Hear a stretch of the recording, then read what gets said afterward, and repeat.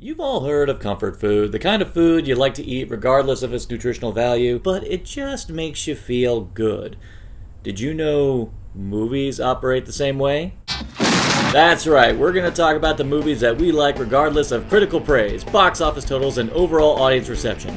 These are the movies we love for being what they are, why they are, and how they are. These are our comfort flicks. Madeline Ashton and her old friend Helen Sharp I've lost men to her before. are about to go too far. Drink that potion, and you'll never grow even one day older. Bottoms up. You pushed me down the stairs.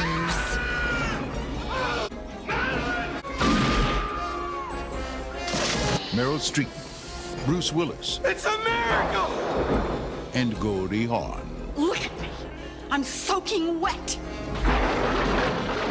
Death becomes her. So when people think of director Robert Zemeckis, of course they think of the ones that he's most known for, of course, Back to the Future, Who Framed Roger Rabbit, Forrest Gump, to a lesser extent Castaway, but there's one film he directed that premiered in 1992, which frankly more people really need to talk about, and that film is one we're talking about today, Death Becomes Her.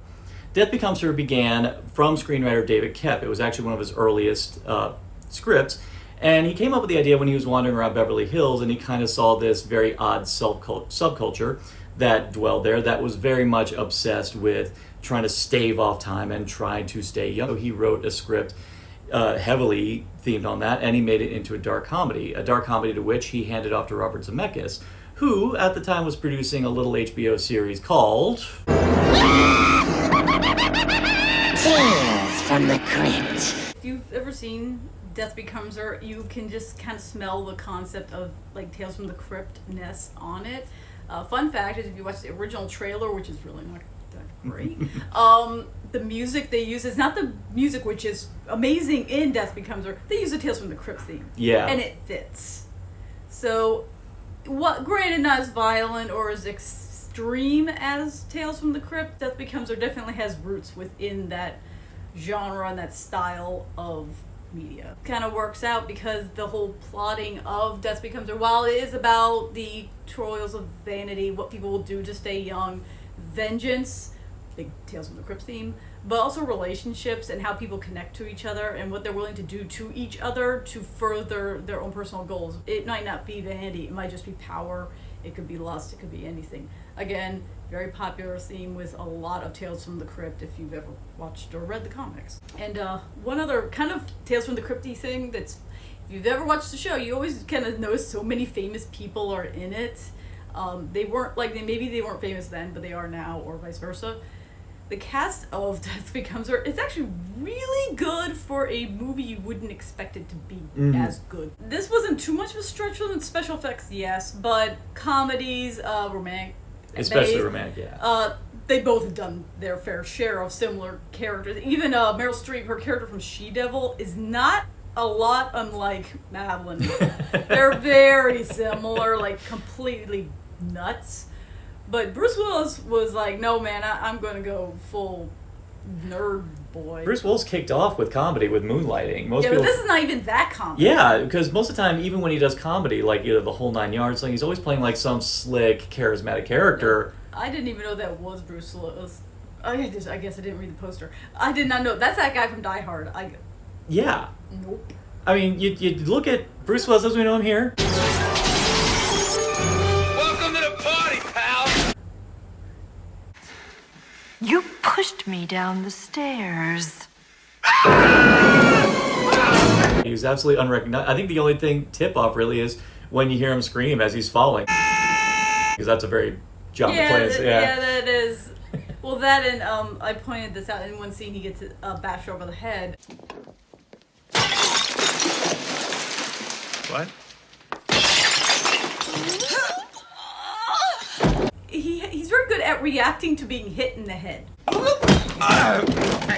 But not reacting in the way you expect a person to react. He reacts the way a person would react. And it's always hysterical. Always. It's always, no matter if he's playing a meek character or a really tough character. If he gets hit in the back of the head, it's always going to be really, really funny. Meryl Streep had a very long storied career even before this movie, but this was actually the very first time I ever saw her in a movie. And there's a funny part to me actually realizing this may have actually been the perfect one to watch Meryl Streep in, because anyone who sees Meryl Streep like regularly, she's definitely not Madeline Ashton. I mean, it's actually a very drastic different character. Can't say the same, because the first time I ever saw her was She-Devil, where she plays a overly wealthy, self-absorbed romance novelist who thinks she does no wrong, uses men, spits them out, and I'm like, the only difference is she didn't sing. I see me, I see me. Both, like, I'm not saying She-Devil's a good movie, but if you wanted to watch it just for Meryl Streep, it's worth it for that. And she definitely does get one of the biggest laughs in the movie, like right after she drinks the potion. Now a warning. Now a warning? This was my first introduction to Isabella Rossellini, though. Yeah, that's right. Cause I still need to show you Blue Velvet, but that's kind of dominantly what she's known for. But yeah, well, no, this same for me actually. It was the first time I saw her. Yeah, and I mean, I like how you think that character would be like a villain or something. It's like, no, they just selling you the potion and that's it. She's more like Lisa Von Brolin. She's kind of like the little devil on your shoulder. I don't even think she didn't even have to really convince him. The only part she had to convince was pay me for this. Like, she just said, this is what it does. This is how it is. The only part she had to do a little bit of convincing was, I need you to pay me for it because it costs money. Mm-hmm. Like, that was the only part where she had to actually do some... Well, with Ernest, she actually was trying to convince him, but it was because he never came there willingly. Yeah. That was more of a something else. And also everything that he had just experienced with both Madeline and Helen kind of was pretty he saw the eye-opening. negative side of this potion. Like, he already knows how bad it works. Yeah, Goldie Hawn was actually... And the thing I will say I love about how this movie kicks off, the focus is actually dominantly on both Helen and Madeline and their rivalry. And in the beginning, you are kind of sympathizing with Helen. They make it clear that this is not the first time she's gotten screwed over by Madeline in the past, and then she gets screwed over again, and then you see her go this downward spiral. You're made to feel like you should feel bad for Helen initially. But then you're like, wait a minute, she's advocating murder. Like, I know Madeline's a bitch, but death is a little... I mean, Delay's not happy, so it's not like you're... Technically, Helen won already because Madeline's miserable. Like, if she saw it that way, you'd be like, oh, okay, well, move on, live life. But she wouldn't. She just was obsessed with hurting Madeline. The thing that definitely intrigued me to go see it was the special effects. One thing the movie did a good job advertising was how mind-shredding the visual effects were. Up to this point, I don't think they really utilized a lot of the techniques that nowadays are pretty commonplace, but even down to the fact that they were able to have Meryl Streep with her head on backwards. She actually had to have a blue screen shroud around the back of her head. She had to walk backwards down steps, among other places. But they also did live prosthetics. They used animatronics. I mean, they used everything to do this. And the thing is at the time, the only special effects of this nature you saw was the Terminator from T2. And that's not human-esque. And this was the first time they were actually having to deal with human flesh with animation. Because prior to this, especially with CG, it was Stained Glass Man from Young Sherlock Holmes. It was The Abyss, which was the tentacle water thing. Then it was the T-1000. You hadn't done flesh yet. Ironically, Jurassic Park was working on there at the same time. But human flesh had never really been truly animated. So this was the first time because they had to animate the neck folds. And, I mean, not a lot, but a big deal back then. And another thing is the makeup effects were stellar, like to the point where they had to actually do realistic aging makeup. Like, they had to make Meryl Streep look like she was in, I think, like mid-50s or something. They kind of don't tell you the ages, they just tell you the timeline that happens. Mm-hmm. So you really couldn't say how old she actually was. Actually, I think, I looked it up, I think Goldie Hawn was actually in her mid to late 40s when she made this, and Meryl Streep was 43. Well, their actual age, yes, but their character ages could be anything, really. But even at those ages, I would have thought they were even younger just from the makeup work they did to make, like, after they took the potion. I thought they were maybe at the max, maybe mid to late 30s. See, the thing is, I don't think they had that much makeup on after they took the potion. I think it was just the standard, normal, like, that foundation eye makeup stuff. It was the older age makeup. I mean, with Helen, they put her in a whole fat suit and did the whole makeup effects. You did not recognize her. No. Ernest, I mean, he went from toupee wig, what the hell, that thing on his head, to older, man, they were nicer. Yeah, they were kind of They were a nice. little nice to you, made you look really good for that age. For a guy who drank like a fish and had no end of stress because, of course, married to Madeline, and I guess he kind of fared a little bit better. And the thing I got to say about this potion, I'm going to lead with this question: would you take it? No. I sure as hell wouldn't, especially when Lisa lays out the provisos. Yeah, you can drink the potion and go around flaunting it for 10 years. But then she says you have to either fake your death or just, become a recluse. No, my reason would be the same as Ernest. Why would you want to live forever? You see everyone else die. You can see the world just get crap, like turn to crap. Turn to crap. And especially in case of this potion, it's not like, I have to use this example, but like a vampire, if you want to die, you go out into the sun or whatever version of vampire you are. There is a way to die. You can die. So at least you got when I'm done, I'm done. Mm. This potion, you're not done. No. You're stuck. And you would be a living corpse. No fun. And even worse, a rotting corpse to boot. Yeah, it's like, that just sucks. Like, why would you do that? That's a personal thing. I don't give a crap about vanity. Like, yeah, do you want to look presentable? That'd be nice. However, it's also beauty's the eye of the beholder. So even if you are, both of them take the potions, people might still not think you're pretty or attractive, even if you look like you're 20. Good for you. Yay, you're young. Young does not equal beauty. Yeah. It doesn't. How many people out there actually look better? What was it? I say the fine wine technique, whereas the older they get, the hotter they get. Yeah. There's not... I probably could think of a couple people, but... Meryl Streep, actually. I'm going to use an obvious example. Keanu Reeves. Oh, yeah, that's a good example. I'm sorry, but he's a 10 now. He was like a 5 before. He got better.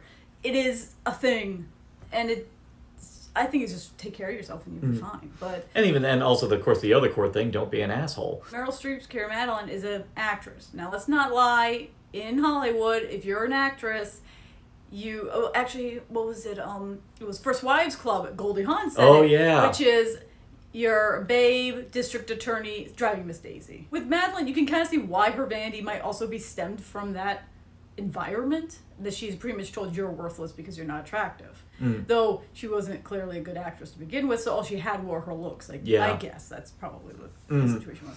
And that would probably drive you crazy to the point where it would alienate a lot of the people around you. One could even say that might have been the thing that dissolved the marriage between her and Ernest, really, was the fact that she was so self-obsessed, and that and let's face it, she had no personal value of herself. It was all bullshit. Yeah. Terrible actress. She could not have been blind to how bad she was. I think she was very aware of it, and that's the obsession. Ernest loving her, the play that she literally people were walking out of, enticed her because it was attention. It was someone who would love me and want me. And clearly his interest started waning away too. And then she had her little boyfriend who, cruel dude, by literally saying, get with someone your own age, you're embarrassing to me. And it's like, these may be reasons for their actions and for their bad attitudes or whatever. Doesn't justify them though. Just explains them. Same with Helen. She's clearly bad self-esteem. Both of them actually have bad self-esteem. Extremely. But in different styles. In the end, they both succumb to temptation, they succumb to their own self-indulgence, and they get punished for it. Mm-hmm. And the only solace that they had temporarily was the fact that they finally repaired the rift between them. But in the end, all they're left with is each other, and it's kind of a little too late. A little too late, yeah, exactly. It's funny, but if they maybe made peace a long time ago, all three of them probably would have been incredibly happy. Yeah, they might have actually found the true need that they had. And the ending of the film is actually wonderfully poetic, and actually not the ending that they originally were going to do. The original was a little more convoluted. It gets the same thing, just was... And it was a waste of time of a great comedy actress, too. Tracy, there was a whole deleted subplot in the movie where Bruce Willis and Tracy Ullman... she was his bartender. Whenever he wanted to get away, he went to a nearby bar, and she was the bartender there. It's like the person that was always there for him the whole time, listened to him, was his friend. Ernest escapes from Liesl's party, goes there, and then just some random barfly just dies, and they switch his clothes. Well, Liesel says that they need to get the potion. He didn't drop the potion. He still had it with him, and they need to get the potion back. So Madeline and Helen go after him, and he goes to the bar talking to his friend, like, oh god, well, all this stuff happened. And some dude just dies, like a heart attack. And he's a hobo, nobody knows him, so they put Ernest's clothes on him, and Ernest splits out or hides in the back. So when Madeline and Helen show up, they see this guy with Ernest's clothes on, but before they check who it is, Tracy Ullman hands them the potion, which is like, well, it's gotta be him, here's the potion. So they get the potion back. Oh, Ernest died, he had a heart attack, which is not something that would be shocking because of how he lived. Yeah. So they go back to Liesel with the potion, and Ernest and his friend run off and apparently fall in love and escape. Madeline and Helen get fixed. Whatever it is, they look fine, they look okay. Maybe Liesel did it, who knows. And they're just sitting there bored out of their minds at a park or something. And they see this old couple walk by, and the old couple makes like kind of a joke at them, or their expense or something. And turns out that old couple is Ernest and that bartender. They like fell in love, and they're happy, and they're living their lives up to the fullest point. And Madeline and Helen have their beauty and nothing else. Yeah. It kind of achieves the same thing, but honestly goes about it a much more kind of I'm convoluted sorry, way. but ending it with them broken into pieces and just the line, did you remember where you parked the car? Yeah. Is just so perfect. It's so dark humor, and you even get the whole point of this film, which is what true immortality, true beauty, and eternal youth is, which is through the memories and the love of friends, family, and so forth. Which they get out quickly enough with Ernest's funeral. Yeah, does the job in a much tighter time. I think that whole subplot would have added maybe like a good 30 minutes of screen time that it didn't need. I wouldn't say 30. I would say the finale would have been at least 10 minutes longer, plus you'd have to put in all the scenes with him with this person. Mm-hmm. And it's just a little more convoluted. Like, I like the idea that they never went back to Liesel to fix anything. They were too embarrassed. Even then, when they're told, like, he truly lives forever, they just were like, blah, blah, blah, and walk off. So they've learned nothing. They are still as bad as ever, as pathetic as ever, and you just kind of... You've seen the comeuppance, which, Tales from the Crypt style, they get the punishment that they caused all these problems, all because they wouldn't shut up and just talk, and this is their punishment. Eternal, paying each other's asses forever. Wouldn't take the potion either. Especially if this is the case. I mean, granted, to be a living cartoon character is enjoyable, but no. I think that would get old. I mean, if I had to go with immortality, I'd rather have one with an end date, like, you can actually die. Like Highlander? Yeah, Highlander would be okay, but you have to die with your head getting cut off. That sucks. Well, it's quick. We shouldn't be thinking about I this. also would... No, that would be annoying, because you know that there's, like, some asshole would keep coming. Like, you're trying to get the groceries, and some asshole comes running down with... That would be really annoying. So no, I would not go with Highlander style. I wonder if that was a missing episode of the TV series. I bet you that was someone confronted Duncan in the freaking supermarket. He's like out there getting ice cream or something, and he's like, "Damn it, why is this happening now?" No, I think more like vampire style, like. What we do in the shadows. Yeah, I mean, where like the sun or something simple can take you out. Like what we do in the shadows would be okay. Right there. I wouldn't scream bat when I transform, though. I would. Just because I can. But, yeah. Definitely much more preferable to what we see here in Death Becomes Her. So if any of you all have any really good memories of this movie, if you truly believe that this is one of Zemeckis' most underrated, leave it all in the comments below. Definitely would love to start up a dialogue and get more people going to see this movie again, because honestly it truly is one of Zemeckis' most underrated. So in the meantime, like, share, subscribe, click. Thou shalt be served. Drink! Siempre!